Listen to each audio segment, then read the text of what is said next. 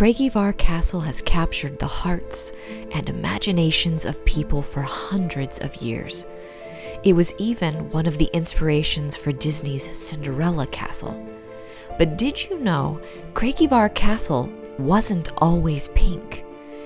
In the 1800s, the castle was in a horrible state, and demolishing it completely was even considered. In 1824, the newly inherited owner of the castle commissioned an architect to make a full assessment of the castle and all the repairs that needed to be done.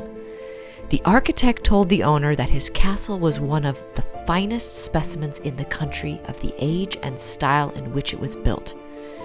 The owner decided, instead of tearing Craigievar Castle down, he would go ahead with the repairs. The architect determined that, amongst other things, the castle needed a new roof and the exterior's harling needed to be redone.